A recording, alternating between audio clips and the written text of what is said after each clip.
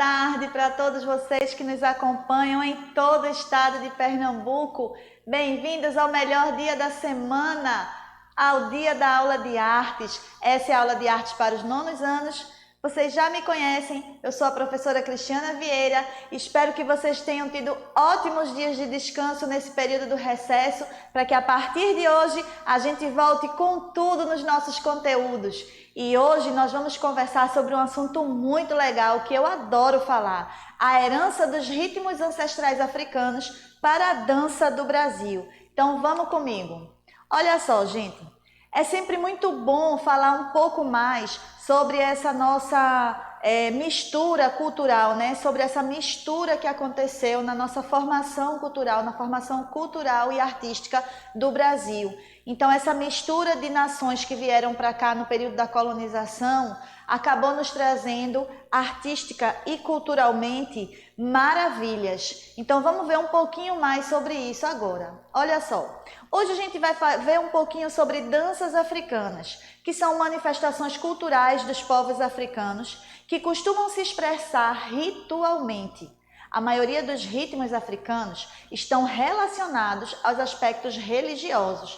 Em algumas danças, o corpo serve como uma espécie de ligação entre a terra e os mundos espirituais.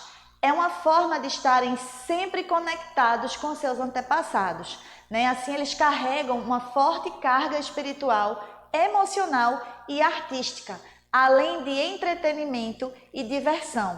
Então, aqui a gente tem uma foto de uma apresentação de dança na África do Sul. Olha só, gente. Os ritmos ancestrais africanos, né? Os ritmos que fazem parte da tradição dos povos africanos, eles são muito mais do que música para entretenimento, para se deliciar ouvindo ou para dançar, para movimentar o corpo. A música na cultura africana, ela tem uma ligação muito forte com a religiosidade, né? Com os cultos religiosos. Então, quando muitos povos africanos vieram aqui para o Brasil escravizados pelos europeus, né, no período da colonização, eles trouxeram junto com eles as suas tradições, as suas crenças. A gente já viu isso aqui em outras aulas, falando sobre música, falando sobre teatro, sobre referências culturais. Então, esses povos que vieram escravizados da África, eles trouxeram junto com eles, né, toda a sua ancestralidade, todas as suas crenças e todo o seu ritmo. E aí, quando a gente vai falar sobre danças, sobre a herança desses ritmos no Brasil, é importante saber, né, um pouco mais sobre a origem disso lá na África. Então, olha só, apesar de o continente africano ter um território extenso, com muitos países e culturas diversas, podemos destacar alguns pontos comuns na dança da maioria dos povos africanos. Então, mesmo sendo um continente composto por muitos países, por culturas diferentes, por cultos religiosos diferentes, dialetos diferentes, né? Mas a gente consegue encontrar, mesmo dentro de uma diversidade tão grande, a gente consegue encontrar pontos em comum na dança africana. Então, uma das coisas, a organização em círculos, semicírculos ou fileiras. Então, geralmente, as danças africanas ancestrais, elas se organizavam dessa maneira, em círculos, em semicírculos ou em fileiras, né? Então, a participação de todos da comunidade, independente da cor, do nível, independente das idades ou do nível social das pessoas que compõem aquela determinada comunidade, nas danças ancestrais africanas, todas as pessoas da comunidade são bem-vindas e participam ativamente das danças, que são muito mais do que dança, né? São, na verdade, danças realizadas em rituais religiosos. E aí, além da organização espacial, né, que pode ser em círculo, em semicírculo ou em fileira, e da participação de todos da comunidade, uma outra característica forte também é o acompanhamento de música produzida por instrumentos de percussão e pelo batuque dos tambores. Então, geralmente, as danças elas são realizadas ao som de músicas que são tocadas ao vivo, que são realizadas, né, por músicos que tocam instrumentos de percussão e também acompanhadas pelo batuque dos tambores. Tambores como alfaias, atabaques, né, e dentre tantos outros que compõem os instrumentos musicais, né, que a gente pode classificar como instrumentos percussivos. Então, olha só, a partir das danças ancestrais africanas, surgiram e evoluíram ritmos bem conhecidos para os brasileiros, né? A exemplo disso, nós temos o samba de roda,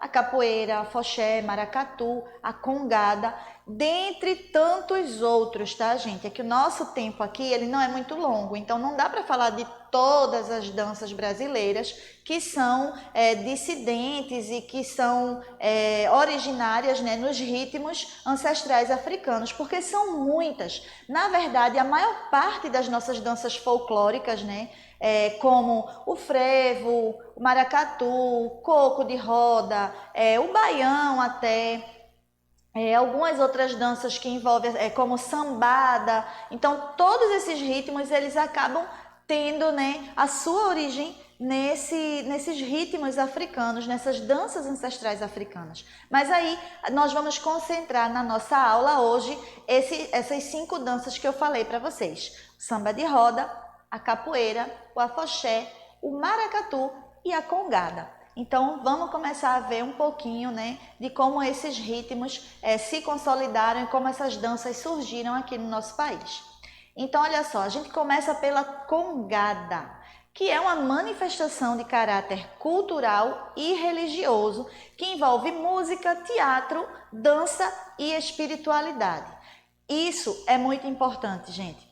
A maior parte das nossas danças, né, que tem a sua origem nesses ritmos ancestrais africanos, eles estão sempre inseridos dentro de um culto religioso, em sua maioria de matriz africana, ou por conta do sincretismo religioso em alguns rituais da religião católica. Então, olha só, durante a dança da congada, os participantes eles se organizam em fileiras, né? E frente a frente, essas fileiras ficam uma frente à outra e realizam coreografias que simulam o combate ao ritmo da dança. Então elas simulam um combate, é como se uma fileira disputasse com a outra fileira, né? De acordo com o ritmo da música. E aí olha só, através do sincretismo religioso, a celebração passou a ser dedicada a São Benedito e a Nossa Senhora do Rosário. Então, como eu falei para vocês, a congada, além de teatro, música e dança, ela traz também essa parte espiritual para dentro da apresentação. E no caso especificamente da congada, ela vai ter essa referência religiosa na religião católica por conta do sincretismo religioso. Então a congada geralmente é comum que nós possamos ver apresentações dessa dança nas comemorações, né, dedicadas a São Benedito e a Nossa Senhora do Rosário. Então vamos ver aqui uma foto que a gente tem um grupo de congada em Aparecida, que é uma cidade do estado de São Paulo. Então vocês veem aí, ó, prevalece, né, a presença masculina na congada.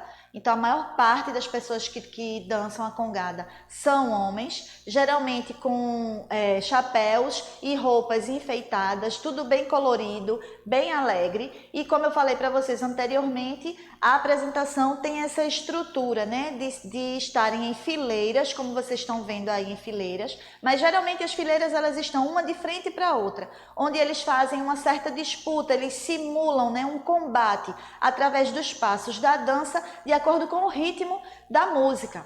Então, essa é a primeira dança que a gente está vendo hoje, né? E aí a gente vai para o samba de roda. Olha só.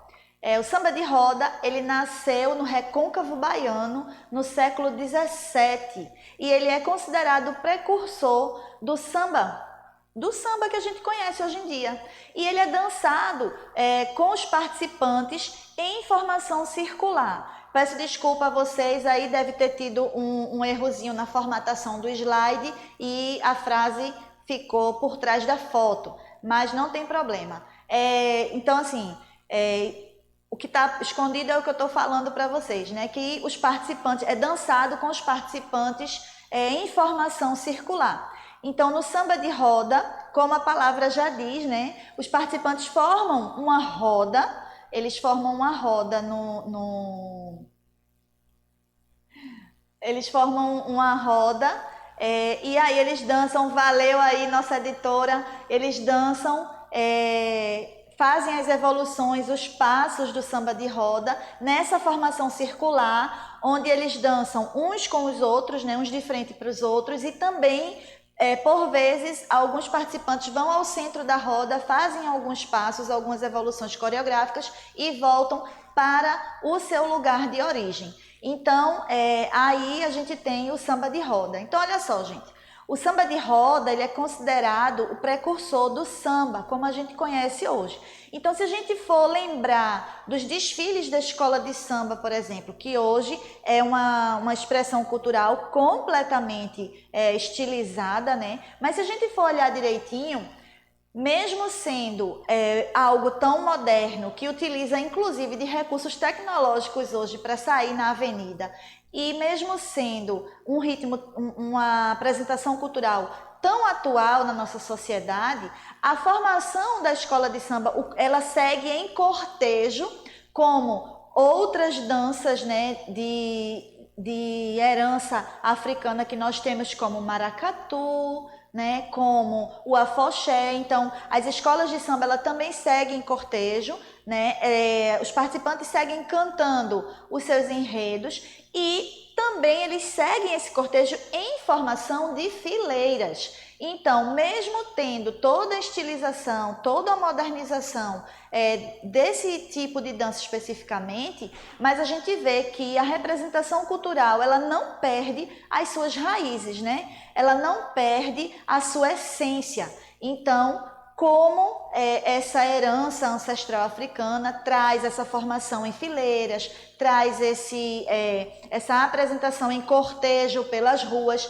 Então, mesmo quando o ritmo se estiliza e se moderniza, mas ele ainda conserva muito das suas tradições e perpetua, né, as tradições a qual ele vem recebendo essa herança. Então, a gente pode fazer esse paralelo aí, né, entre o samba de roda e o samba dos desfiles das escolas de samba, por exemplo, que acontecem em algumas cidades do país. Então, vamos lá para o próximo. Olha só, agora a gente está vendo um pouquinho da capoeira. A capoeira que é uma mistura, né, de elementos de dança, música e luta. A capoeira ela foi criada no Brasil, né, no século XVII, por indivíduos escravizados como método de defesa. Então, olha só, gente, a capoeira ela é classificada por alguns estudiosos como dança, por outros como luta, mas na verdade ela surgiu aqui no Brasil com essas referências ancestrais africanas. E ela vai surgir por uma necessidade de defesa, né, dos homens escravizados da época, quando eles tentavam se defender dos senhores de engenho, quando eles eram maltratados e castigados fisicamente, e até mesmo quando eles conseguiam fugir, né? Então, para não serem capturados, eles utilizavam essa técnica para tentar se defender. Então, eles misturam algumas movimentações de dança junto com alguns movimentos de artes marciais, né? Então eles trazem golpes das artes marciais executados, né, a um ritmo dos atabaques, ao som dos tambores. Então, quando a gente vê a capoeira como uma referência cultural, a gente vê a capoeira dessa maneira. Então são golpes, né, de luta executados ao som dos atabaques, ao ritmo de uma música tocada por instrumentos de percussão, instrumentos percussivos, e aí as pessoas vão dançando ou jogando a capoeira, como se diz, né, a partir do ritmo da música que está sendo tocada ao vivo. Mas quando a capoeira foi criada, independente de ter alguém tocando ou não, ela era utilizada como instrumento de defesa por esses indivíduos escravizados para tentar, né, se defender da violência física realizada pelos senhores de engenho e pelos seus funcionários contra os homens pretos que eram escravizados aqui no nosso país. Então, no século XVII, a capoeira surgiu dessa maneira e aí ela foi se perpetuando e se afirmando como uma expressão cultural mesmo, né? Como uma representação cultural e artística. Então, ela faz parte da nossa cultura, faz parte da nossa formação cultural, como um elemento artístico da cultura brasileira, da cultura nordestina especificamente, né? Então, vamos lá para a próxima. Aí a gente chega aqui no maracatu, que é uma expressão cultural, uma expressão artística muito pernambucana, né? Quando os africanos chegavam aqui no Brasil, escravizados, eles vinham de partes diferentes do continente africano. Então, o que acontece? Eles acabava que aqui para Pernambuco vieram muitos negros, muitas pessoas que vieram da região de Angola, para Bahia, pessoas que vinham de outra região da África. Então, alguns grupos acabaram sendo colocados em um estado ou em outro, e assim algumas expressões artísticas e culturais são mais fortes em determinados lugares. Então, na Bahia a gente tem o afoxé mais forte, o maculelê. Aqui em Pernambuco a gente tem o maracatu, a gente tem o coco de roda, né? A gente tem o samba de roda. Então, os homens e mulheres pretos que vinham da África para cá, né, e acabaram aqui realizando, no momento de sincretismo religioso, a coroação do rei do Congo, que era uma cerimônia que acontecia na África, né, quando eles coroavam seus reis e rainhas. E aqui, por conta da proibição europeia de se vivenciar outros cultos religiosos, existia a obrigatoriedade de se vivenciar o culto religioso da Igreja Católica. Então, o que é que esses indivíduos escravizados começaram a fazer? Eles começaram a cultuar os seus orixás, as suas entidades, e a realizar cerimônias dos seus costumes ancestrais em períodos onde aconteciam festividades, né, em comemoração aos santos católicos. E aí a esse movimento foi chamado sincretismo. E aí o que acontece? O maracatu ele vai surgir, né, nesse movimento de coroação e vai se estabelecer aqui em Pernambuco como uma grande referência cultural e artística para o nosso povo. Então, ele é criado em Pernambuco no período colonial, faz parte do folclore brasileiro e mistura dança, música e religiões de matriz africana com elementos das culturas indígenas e portuguesas. Então, o maracatu é uma dança folclórica que sai precisamente no período carnavalesco, no ciclo carnavalesco, né? Sai às ruas aqui da capital e das nossas cidades de interior. Então, nós temos hoje dois tipos de maracatu.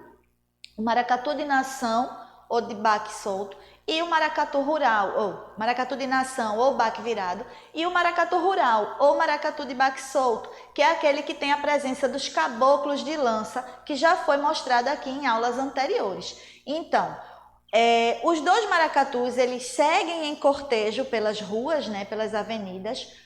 Vai tendo, as músicas vão sendo executadas na hora pelos instrumentos de percussão, por um grupo de músicos tocando instrumentos de percussão. No caso do maracatu de nação, segue o cortejo com o rei e a rainha à frente, né, com as baianas nas laterais, com mucamos, princesas, com presença de vários personagens, né, que fazem parte do maracatu. No maracatu rural já são os caboclos de lança que vão, né, abrindo o caminho para que a corte do rei e da rainha passe. Então eles vão entoando cânticos ou loas, tocando a música ao vivo, e o cortejo segue desfilando pelas ruas. E aí a gente vai aqui ver um pouquinho também do afoxé, que é uma dança que sai nas ruas em cortejo, tem as origens nos rituais realizados nos terreiros de candomblé e é muito popular e forte na Bahia. Então, gente, olha só, tanto o maracatu como o afoxé, eles acabam tendo essa religiosidade de matriz africana muito mais forte, né, na sua tradição, na sua formação. Então, geralmente, os maracatus de nação e os grupos de afoxé, eles vão às ruas depois de sair do terreiro de candomblé, né, da casa daquele mãe ou pai de santo que rege aquele grupo, e aí é que eles despedem a permissão aos orixás, pedem proteção aos seus orixás, e aí é que os brincantes saem às ruas, né, com o maracatu ou com o afoxé. Então, como eu falei para vocês que algumas dessas danças acabam se tornando mais fortes em determinados estados, como aqui em Pernambuco a gente tem o maracatu como uma expressão muito forte e característica do nosso povo, da nossa cultura, na Bahia o afoxé é também uma expressão cultural e artística, né, da ancestralidade africana, que é muito forte para a cultura baiana. Então, os grupos de afoxé também saem das casas de candomblé e vão levando, né, alegria e axé para as pessoas quando passam com seu cortejo na rua. Então, assim, a gente vê que as danças do Brasil, que tem a herança, né, dessa ancestralidade africana, na nossa dança popular, ela é muito forte e ela é muito presente até hoje. Então, essas tradições, elas se perpetuam e são passadas, graças a Deus, de geração em geração até os dias de hoje, e espero que ainda continue por muito tempo, porque são expressões artísticas muito bonitas de se ver, mas acima de tudo são expressões culturais, então elas fazem parte da formação do nosso povo, né? Cada estado brasileiro tem no seu folclore e nas suas danças populares exatamente essa reafirmação, né, das suas raízes culturais, daquilo que ajudou a formar a identidade daquele povo, a identidade cultural daquele povo, daquele estado. E todas essas identidades culturais, quando elas se misturam, elas formam a identidade cultural do nosso Brasil, do nosso país, como uma grande nação que é. Então, assim, a gente tem essa ancestralidade africana muito forte na nossa cultura, muito presente, né, na nossa arte, nas nossas expressões artísticas e culturais. Então, durante o ciclo carnavalesco, durante o ciclo junino, durante o ciclo natalino, a gente costuma ver essas representações folclóricas saindo às ruas, a gente costuma ver esses artistas, né, colocando toda essa brincadeira popular, apresentando ela e nos encantando a cada ano mais. Então, a gente fica aqui com essa mensagem, né, de tradição, de cultura, de folclore e de arte. Então, nós temos uma vasta representação folclórica e cultural, e nós temos que explorar e conhecer cada vez mais cada uma dessas nossas representações, tá, gente? Eu espero que vocês tenham gostado da aula de hoje, né? Hoje a gente fica por aqui no nosso conteúdo. Semana que vem tem mais. Não esqueçam, estudantes de Pernambuco, acessem o canal EducaPE. Quem ainda não se inscreveu, se inscreve no canal, ativa o sininho. Não esqueçam de ativar, porque assim vocês vão estar sendo sempre avisados todas as vezes que as nossas aulas entrarem ao vivo e poderão acompanhar tudo de perto. Você, estudante de Pernambuco, também não esqueça da plataforma Conecta Aí. É a sua forma de acessar a internet e acompanhar as nossas aulas e as atividades complementares através do ambiente virtual de aprendizagem, tá? Um ótimo retorno para todos nós, que a gente faça esse segundo semestre assim com muita vontade, com muito entusiasmo, para que esse ano de 2021 a gente chegue ao final do ano letivo com muito conteúdo e com muito aprendizado, tá, gente? Então, muito obrigada pela participação de todos vocês nessa aula de hoje. Um ótimo final de semana para todo mundo. Até a próxima. Tchauzinho.